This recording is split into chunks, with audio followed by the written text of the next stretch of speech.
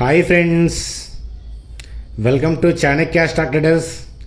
So నిద్రపోతాం అనుకుంటున్నారా? Dinner అయిపోయి ఉంటుంది కదా. సో హాయిగా నిద్రపోదురు కానీ వీడియో చూసి నిద్రపోండి, ఏం కాదు. చూడండి, పేక మేడలాగా యుఎస్ మార్కెట్లు పడుతూ ఉన్నాయి.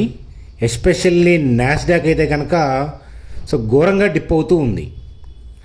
సో మరి రేపు ఇండియన్ స్టాక్ మార్కెట్ యొక్క పరిస్థితి ఏంటి, ఆ విషయాలు చూద్దాం.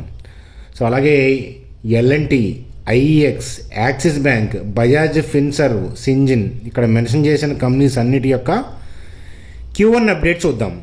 అలాగే యంగ్స్టర్స్ స్టాక్ మార్కెట్ వైపు ఎక్కువ ఇంట్రెస్ట్ చూపిస్తున్నారంట. అలాగే సెబీ డేటా రిలీజ్ చేసింది, ఎంతమంది ఎలా లూజ్ అవుతున్నారు అనేది. సో ఆ అప్డేట్ గురించి చూద్దాం. అలాగే బడ్జెట్ వల్ల గెయిన్ అయిన స్టాక్స్ ఏంటి, వాటిలో కొన్నిటిని ఈ వీడియోలో డిస్కస్ చేద్దాం. ఓవరాల్గా నిఫ్టీ, బ్యాంక్ నిఫ్టీ మనం అనుకున్న టార్గెట్ రీచ్ అవుతాయా లేదా, ఆ విషయాలు చూస్తూ సింపుల్గా వీడియోని కాంప్లెక్స్గా ఎండ్ చేద్దాం. చూడండి ఫ్రెండ్స్, వీడియోలోకి వెళ్ళే ముందు మన ఛానల్ వీడియోని లైక్ చేయడం అనేది మన జన్మ హక్కు, కాబట్టి వీడియోని లైక్ చేద్దాం.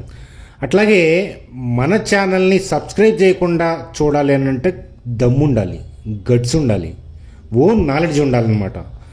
కాబట్టి సో మీరు ఏం చేయాలో మీరే డిసైడ్ చేసుకోండి అని చెప్పి చెప్తాను. చూడండి ఫ్రెండ్స్, ఇప్పుడు టైం వచ్చేసరికి నేను వీడియో చేస్తున్నప్పుడు 8:17 అయింది. సో బహుశా మీరు వీడియో చూసేటప్పటికి సో 9 అరౌండ్ అవుతూ ఉండొచ్చు. సో గ్యాప్ డౌన్ అయింది నాస్డాక్. అలాగే ఏంటంటే 2% డిప్. న్యూస్ అప్డేట్ ఏంటి, యుఎస్ మార్కెట్లో ఫాల్ డౌన్కి కారణం ఏంటి అని చెప్పి నేను చూడను. ఎందుకనంటే ఆల్రెడీ డౌన్ ట్రెండ్ అక్కడ నడుస్తుంది. ఆల్రెడీ డౌన్ ట్రెండ్ అనేది నడుస్తూ ఉంది. మిరాకిల్ స్టాక్ ట్రేడర్స్ అంటే మన సెకండరీ ఛానల్ మిరాకిల్లో నేను 4:30కి వీడియో చేసి అప్లోడ్ చేశాను కదా. సో ఆ వీడియోలో మీకు చెప్పాను ఆల్రెడీ యుఎస్ మార్కెట్లు డౌన్ ట్రెండ్లో ఉన్నాయని. సో మరి లాస్ట్ 2 సెషన్స్లో ర్యాలీ వచ్చినాయి కదా, పైకి వెళ్తాయి అని చెప్పచ్చు కదా. కాదు, ఓవరాల్గా బ్రాడ్ వ్యూ ఏంటంటే డౌన్ సైడ్ ఉంది కదా, అందుకనే అదే మాట్లాడాను. సో మీరు ఓన్లీ చాలామంది ఏంటంటే హెడ్డింగ్లు చూసి టకటక అటు ఇటు లాగుతూ ఉంటారు. సో ఎంతమంది అబ్జర్వ్ చేశారో ఒకసారి వెళ్ళి వెరిఫై చేయండి. ఇంకా ఆ వీడియో చూడకపోతే కనుక ఈ వీడియో ఎండ్ కార్డ్లో మిరాకిల్ స్టాక్ ట్రేడర్స్కి సంబంధించిన వీడియో పోస్ట్ చేస్తాను, దాంట్లో ఉంది ఆ లైన్ చూడండి. చూడండి సార్, మన నాస్డాక్ ఇలా డిప్ అయింది, గ్యాప్ డౌన్ అయ్యి ఎగబడి కిందకి వెళ్తుంది. ఆల్రెడీ డౌన్ ట్రెండ్లో ఉంది, అది షార్ట్స్ కవర్ అయ్యి మళ్ళీ ఏంటంటే అగైన్ ఫ్రెష్ సెల్లింగ్ అనేది గోయింగ్ ఆన్. సో కాబట్టి సో అంటే నియర్ బై టార్గెట్ ఏంటి నాస్డాక్ అంటే ఈ రోజు గురించి నేను మాట్లాడట్లేదు. సో నియర్ బై ఏంటంటే 17,341 దగ్గర బై ఆర్డర్స్ ఉన్నాయి, కాబట్టి అక్కడ దాకా వెళ్ళే అవకాశాలు పుష్కలంగా ఉన్నాయి. ఈరోజు కాదు, ఓవరాల్గా ఇట్ విల్ హిట్ 17,341 అని చెప్పి చెప్తాను. చూడండి ఫ్రెండ్స్, మరి నిఫ్టీ పాయింట్ ఆఫ్ వ్యూలో వ్యూ ఏంటి అని అంటే చార్ట్ చూడాలి. చార్ట్ చూసే ముందు ఆల్రెడీ ఏంటంటే నిఫ్టీ పొజిషనల్ లెర్నింగ్, అర్థమైంది కదా, లెర్నింగ్ వ్యూ అనమాట. సో లెర్నింగ్ వ్యూ అనేది ఇచ్చాను. సో నిఫ్టీ 24,410 దగ్గర ఉన్నప్పుడు మనం లెర్నింగ్ వ్యూ అనేది పోస్ట్ చేసాము. It can fall up to 23,935. July 24 9:44కి పోస్ట్ చేసింది, అర్థమవుతుందా? 9:44 మార్నింగ్, ఇప్పుడు కాదు, అర్థమవుతుందా? మార్నింగ్ లైవ్ మార్కెట్లో పోస్ట్ చేసామన్నమాట వ్యూ. గుర్తుపెట్టుకోండి ఫ్రెండ్స్, ఎప్పుడైనా సరే లెర్నింగ్ వ్యూస్ చూస్తున్నప్పుడు 3 months అబ్జర్వ్ చేయండి, ఏ ఛానల్ అయినా కానీ. 3 months కంప్లీట్గా చూస్తే తప్ప మీకు అర్థం కాదు. అలాగే సో మీకు లెర్నింగ్ వ్యూస్ అర్థమయ్యి మీకు కూడా బెనిఫిట్ అవుతున్నాయి, మీరు కూడా సేమ్ కైండ్ ఆఫ్ లెర్నింగ్ వ్యూసే మీకు కూడా అనిపిస్తున్నాయి అన్నప్పుడు మీరు వ్యక్తిగతంగా ట్రేడ్ చేసుకునే ముందు ఫైనాన్షియల్ అడ్వైజర్ని కలవండి, లేదా మీరు రీసెర్చ్ చేసుకోండి.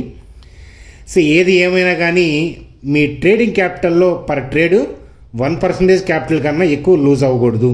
మీరు ఎక్కడ ట్రేడ్స్ చూసుకుంటున్నా, మీరు ఓన్గా చేసుకుంటున్నా, డిసిప్లిన్ మాత్రం స్టాక్ మార్కెట్లో చాలా ఇంపార్టెంట్ అని చెప్పి చెప్తాను. అంటే మనం ఒక ట్రేడ్లో సపోజ్ మన క్యాపిటల్ 2 lakhs అనుకోండి, పర్ ట్రేడ్ 2,000 కన్నా ఎక్కువ నష్టం ఉండకూడదు. అట్లాంటి ట్రేడ్కే వెళ్ళాలి. ఈ రూల్స్ తప్పితే చంకనాకి పోతారనమాట. సో అయితే సో చాలామంది పోస్టులు పెడతారు, 1 lakh నష్టం వచ్చింది, 50,000 నష్టం వచ్చింది, మీరేమైనా 20 లక్షలు, 30 లక్షలు, 50 లక్షలు, ₹1,00,00,000 చేస్తున్నారా ఏంటి ట్రేడు? ఒక రోజులో ₹1,00,000 లాస్ వచ్చింది అంటారు. మీ క్యాపిటల్ ఏమన్నా ₹1,00,00,000? కాబట్టి ఈ విషయం ఆలోచించుకోమని చెప్పి చెప్తాను.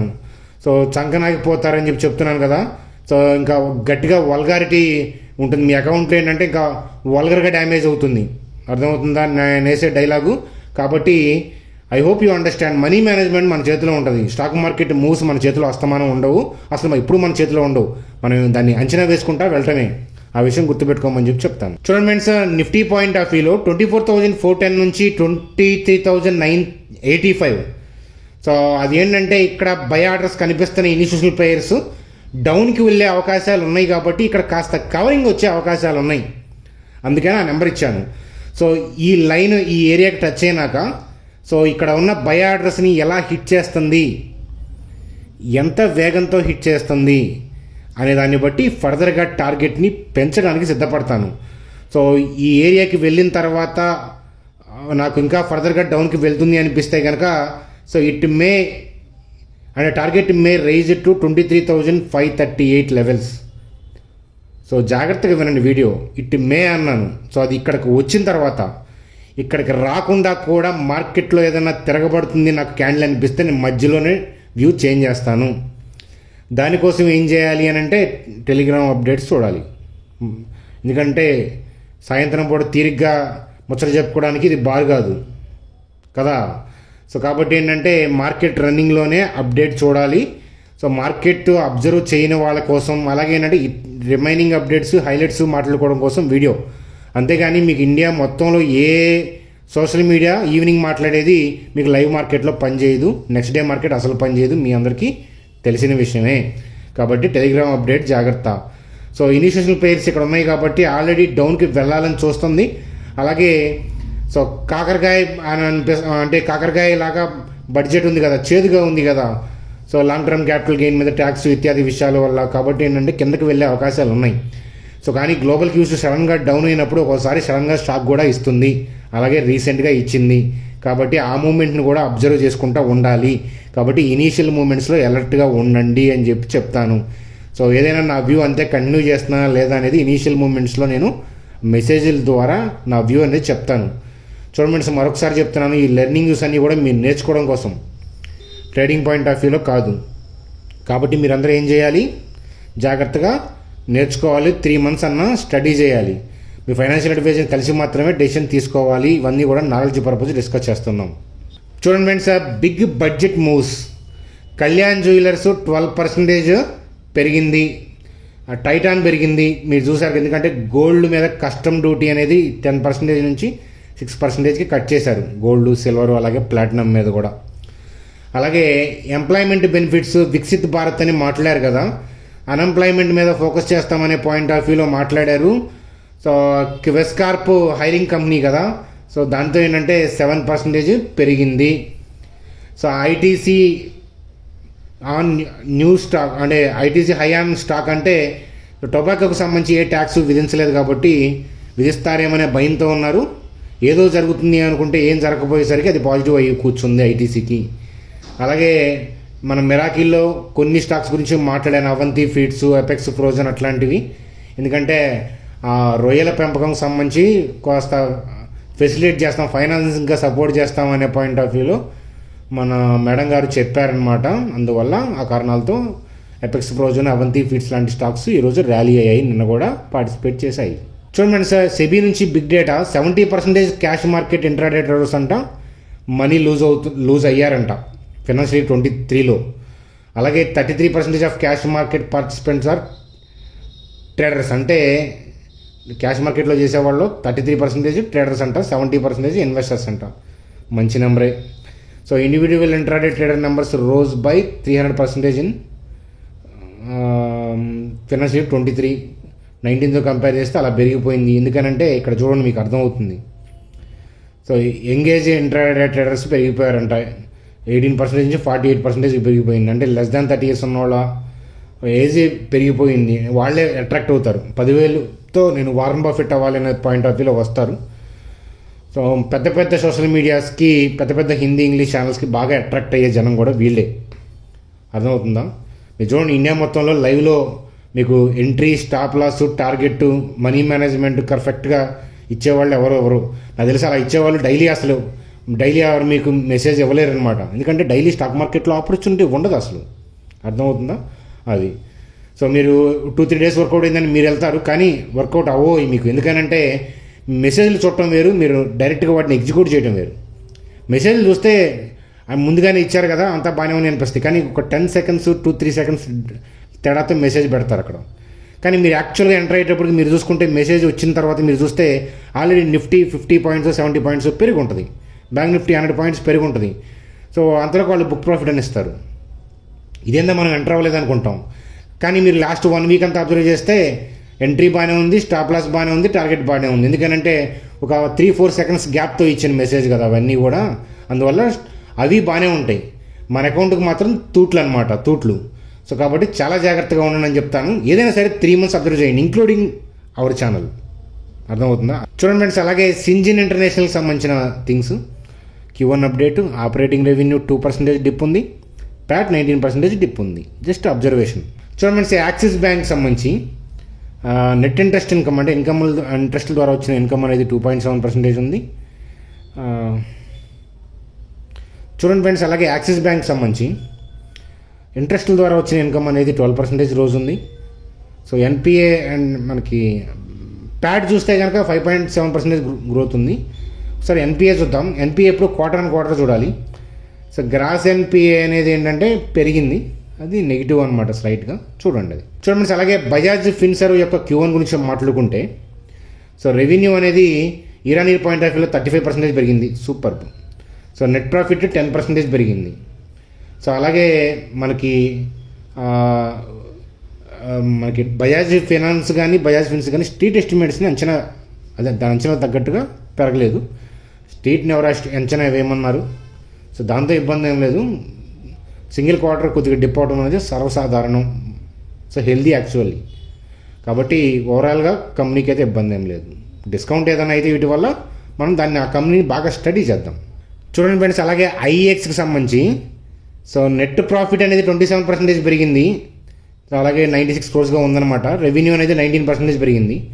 సో అప్డేట్గా చూడమని చెప్తాను. చూడండి ఫ్రెండ్స్, మన వీడియోస్ నచ్చి మనం ఇచ్చే టెలిగ్రామ్ సపోర్ట్ నచ్చితే కనుక టెలిగ్రామ్ గ్రూప్లో జాయిన్ అవ్వాలంటే ఫ్రీ. సో దీనిలో జాయిన్ అవ్వచ్చు. అలాగే జెరోదా ఏంజల్ లింక్స్ ఇచ్చాను కదా, మన లింక్స్ ద్వారా అకౌంట్ ఓపెన్ చేసి ఈ నెంబర్కి మీరు ఐడిని పంపిస్తే కనుక సో గ్రూప్లోకి యాడ్ చేయడం అనేది జరుగుతుంది. మీకు భవిష్యత్తులో ఖచ్చితంగా బెనిఫిట్ అయ్యే గ్రూపే, డౌటే లేదు అందులో. కాబట్టి మీరు చేయాల్సిందల్లా మన లింక్స్ ద్వారా అకౌంట్ ఓపెన్ చేసి మీరు క్రియేట్ చేసిన ఐడిని సో ఈ నెంబర్కి పంపించండి. కొద్ది క్యాపిటల్ అయినా పర్లా మీ క్యాపిటల్తో రండి అని చెప్తానమాట. చూడండి ఫ్రెండ్స్, అలాగే బ్యాంక్ నిఫ్టీ పాయింట్ ఆఫ్ వ్యూలో సో ఆల్రెడీ డౌన్ ట్రెండే నడుస్తుంది. అర్థమవుతుందా? సో ఇక్కడ ఒక క్యాండిల్ ఇక్కడ గ్రీన్ పడింది కదా, సో అది గ్యాప్ డౌన్ అవడం వల్ల ఆర్డర్లో ఎగ్జిక్యూట్ కాక పడవలో అందరూ ఒకవైపు వెళ్తే ఏమవుతుంది, అవతల బోర్లా పడుతుంది కదా, అలా జరిగింది. కానీ ఒక ప్రాపర్ మనకి రీజనబుల్ బ్యాడ్ న్యూస్ ఏమీ లేకపోవడం వల్ల they try to go down. But ఏంటంటే సో వాళ్ళకి ప్రాపర్ బ్యాడ్ న్యూస్ లేకుండా ఎట్లా పడితే అలా సెల్ ఆఫ్ చేస్తే ఏంటంటే సెబీ ఊరుకోదు. సో అందువల్ల ఏంటంటే మనకు అర్థం కావడానికి ఆలస్యమైంది, కానీ ఇట్స్ డౌన్ ట్రెండ్. చూడండి, ఈ క్యాండిల్ తప్ప ఇంకెక్కడన్నా మీకు తేడా ఉంది పైనుంచి ఇక్కడ దాకా చూస్తే లేదు కదా. సో పైకి వెళ్ళేదైతే ఇక్కడే వెళ్ళిపోయి ఉండేది. సో ఈ షార్ట్స్ కవరింగ్ ఫ్రెష్ బయింగ్ రాలేదు. సో ఈ క్యాండిల్ వచ్చినా నెక్స్ట్ డే నిలబడలేదు కదా. ఈ క్యాండిల్ కూడా రావడం ఏంటంటే అది గ్యాప్ డౌన్ వల్ల వచ్చిందనమాట. సో ఈ ఒక్క క్యాండిల్ని తేడా పట్టేసి ఇక మీరు ఇంతకుముందు ఓల్డ్ స్టైల్లో ఇవ్వట్లేదు, ఓల్డ్గా ఉన్న అబ్జర్వేషన్ మీకు లేదు. చూడండి, నేను అప్పుడు ఎలా ఉన్నానో ఇప్పుడు అంతే ఉన్నాను, కాకపోతే మీరు అప్డేట్ అయ్యి ఉండొచ్చు. అర్థమవుతుందా? అది అంతకంటే సేమ్ థింగ్. ఏంటంటే మార్కెట్ హైయర్ లెవెల్లో ఉన్నప్పుడు ఆశకి అత్యాశకి మధ్య, అలాగే అంటే ఆశిస్తూ ఉంటారు ఒక పక్కనేమో ప్యానిక్ అనమాట, అత్యాశ ఒక పక్కన, ఫీర్ ఒక పక్కన, అంతే కదా. ట్రెక్కింగ్ చేస్తున్నట్లే ఉంటుంది అనమాట. ఒక పక్కన భయం, ఒక పక్కనేమో అచీవ్ చేస్తాను అనే ఫీలింగ్ అనమాట. అలాంటి థింగ్స్ అప్పుడు ఏంటంటే డేంజరస్ ట్రేడింగ్. సో అదే అంటే ఎజ్యూమ్ చేయడం అనేది కష్టం అనమాట. సో అందుకే నేను 2-3 months మీకు గ్యాప్ ఇస్తూ ఉంటాను హైయర్ లెవెల్లో ఉన్నప్పుడు, మీకు తెలుసు కదా. సో ఈవెన్ దో నేను చేసేటప్పుడు నా బెస్ట్ ప్రయత్నం అయితే చేస్తున్నాను. సో ఇప్పటికీ చెప్తున్నాను, మార్కెట్ హైయర్ లెవెల్లో ఉన్నప్పుడు మనం ట్రేడింగ్ యాక్టివిటీస్ మనం ఎంత మాంతే అంత మంచిది. ఎందుకంటే మనకు వచ్చే నష్టాలన్నీ ప్రాఫిట్లే చేయకపోతే మనం. ఆ విషయం గుర్తుపెట్టుకోండి. బ్యాంక్ నిఫ్టీ పాయింట్ ఆఫ్ వ్యూలో 50,444, 50,306 నేను లాస్ట్ నైట్ వీడియోలో కూడా ఇదే మాట్లాడాను. ఎందుకంటే అక్కడ బై ఆర్డర్స్ ఉన్నాయి కాబట్టి అక్కడ టచ్ అయిన తర్వాత అక్కడ బై ఆర్డర్స్ దగ్గర కవర్ అయ్యి మళ్ళీ ఫోర్స్ఫుల్గా చూడండి టచ్ చేసి దాన్ని గట్టిగా కొడుతున్నారనుకోండి, సో ఆ వాల్ని గట్టిగా హిట్ చేస్తానంటే మనకి బ్రేక్ అయ్యి వెళ్ళిపోతుంది అనే పాయింట్ ఆఫ్ వ్యూలో అర్థమవుతుంది. సో కాబట్టి దాని తర్వాత నేను ఫర్దర్గా నెక్స్ట్ టార్గెట్ గురించి బ్యాంక్ నిఫ్టీలో మాట్లాడతాను. సో అది ఫ్రెండ్స్ బ్యాంక్ నిఫ్టీకి సంబంధించిన వీడియో. ప్రశాంతంగా పొజిషన్ ఉంది, ప్రశాంతంగా ఎలా పడుకోమంటున్నాం అంటారు కదా, మీరు డిస్టర్బ్డ్గా పడుకోవటం వల్ల ఏమి అక్కడ స్టాక్ మార్కెట్లో మీకేం మనీ ఏం రావు. రేపు చూసుకుందాం. ఇప్పుడు ప్రాఫిటా లాసా something that is different thing. నా వ్యూ మాట్లాడారా, వేరే వ్యూ మీ ఓనా, డిఫరెంట్ థింగ్. మీరైతే ఏం చేంజ్ చేయలేరు కదా. 9:15 తర్వాత రేపొద్దున జరగబోయేదాన్ని మీరే చేంజ్ చేయలేరు. ఈలోపు మీరు నిద్రగాయటం వల్ల ఉపయోగం ఏమి ఉండదు. ఆ విషయం అనేది గుర్తుపెట్టుకోండి. ఎందుకంటే స్లీప్ చాలా చాలా చాలా ఇంపార్టెంట్ థింగ్. అది పోగొట్టుకునేటప్పుడు మనం ఏ వర్క్ చేసినా వేస్ట్ అనమాట. నైట్ షిఫ్ట్ కూడా నేను వ్యతిరేకిని. ఎందుకనంటే సో ఏదో మనకు వేరే ఆప్షన్ లాగా చేస్తున్నాం అంటే ఓకే, కానీ మానేయమని చెప్తాను ఎప్పటికైనా. కానీ వేరే చూసుకొని కొంచెం తక్కువ జీతమైనా పర్లా. రీజన్ ఏంటంటే ప్రకృతికి అగెనిస్ట్గా వెళ్ళామనుకోండి, 100 ఏళ్ళు మనకు యాక్చువల్గా హ్యూమన్ లైఫ్ అయితే 50 years కన్నా ఎక్కువ బతకరు మీరు కంటిన్యూగా నైట్ షిఫ్ట్ చేస్తే. అంటే ఎవరు ఎప్పుడు పోతారో ఎవరికి తెలియదు, అది వేరే విషయం. కానీ ఇన్ జనరల్గా ఏంటంటే మీరు ఒక కన్జ్యూటివ్ కొన్ని ఇయర్స్ తర్వాత ఏంటంటే యాసిడ్ లెవెల్స్ బాడీలో పెరిగిపోతే మనకు కంట్రోల్ ఉండదన్నమాట.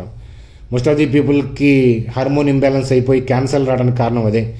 11 లోపు పడుకుంటున్నారా చూడండి, అది చాలా ఇంపార్టెంట్. 6 తర్వాత మొబైల్ బంద్ చేయండి. ఇప్పుడు నా వీడియో చూసినా కూడా అత్యవసరం అయితే తప్ప మొబైల్ వాడద్దు. ల్యాప్టాప్లో చూడండి. అట్లానే ల్యాప్టాప్ ముందేసుకోమని చూడమని కాదు, బెటర్ అది అనమాట కంపేర్ విత్ మొబైల్. సో అట్లాగే నేనేం చెప్తానంటే పడుకునే ముందు 9:30 కల్లా పడుకోండి. 7:15 లోపు తినేసేయండి. సో 7:30 దాటిన తర్వాత తినేది విషం అని గుర్తుపెట్టుకోండి. సో 3 hours గ్యాప్ ఉండాలి పడుకునేదానికి, అట్లీస్ట్ 2 hours. సో 9:30 నుంచి మనం పడుకుంటే అట్లీస్ట్ 10-10:15 లోపు వెళ్ళిపోవాలి నిద్రలోకి. 11 దాటి నిద్రపోతున్నాం అంటే ఆల్రెడీ హార్మోన్ ఇంబ్యాలెన్స్ అయినట్లే. ఆ విషయం చేయొద్దు అనమాట. నేను ట్రిక్స్లో చూస్తుంటాను, అంత హెవీ ట్రెక్ చేసినాక 8కి 7కి 7:30కి అలా పడిపోతాము. కానీ చాలామంది లేదు, రోజు నాకు ఈ టైంలో నిద్ర రాదని చెప్పి సినిమాలు డౌన్లోడ్ చేసుకునేలా వస్తారు. యాక్చువల్గా ట్రెక్స్ చేయడం వల్ల మనకి ఏదైనా హార్మోన్ ఇంబ్యాలెన్స్ అయిందనుకోండి, నిద్ర పట్టడం, డైజెషన్ సరిగ్గా లేదనుకోండి, ట్రెక్స్ చేస్తున్నప్పుడు అవి మొత్తం సెట్ అవుతాయి. ఆ 2-3 డేస్లోనే సెట్ అయిపోతాయి. కానీ దాన్ని కూడా సెట్ కానివ్వకుండా నేను నెట్ఫ్లిక్స్ లేదు కాబట్టి ఉండదు కాబట్టి కొండల్లో అడవుల్లో నేను డౌన్లోడ్ చేసుకొని వస్తా అని చెప్పి పీపుల్ మాట్లాడుతూ ఉంటారు. సో నేనేమీ వాళ్ళకి అగేనిస్ట్గా తప్పు పట్టలేదు. కానీ మనకి తెలియకుండానే మనం నెట్ఫ్లిక్స్ అని అమెజాన్ ఎటువైపు వెళ్ళిపోతున్నాం. చిత్రహరి ఎప్పుడో వారంలో వచ్చే చిత్రహరి చూసి పడుకునే వాళ్ళం మనం, 90s కిడ్ అయితే కనుక మీరు. సో అట్లాంటిది ఇటువైపు వెళ్ళిపోయిందో చూడండి. గబ్బిలాలు, కొన్ని నైట్ మేలుకొని జంతువులు వేరే ఉంటాయి, వాటికి అవి రివర్స్, అవి వేరే. కానీ మనం అట్లా కాదు, సూర్యోదయంతో యాక్టివ్ అవ్వాలి, సూర్యాస్తమయంతో డల్ అవ్వాలి. అర్థమవుతుందా? అదనమాట కథ. సో కాబట్టి హాయిగా నిద్రపోతారని ఆశిస్తూ, బై ఫ్రెండ్స్, గుడ్ డే.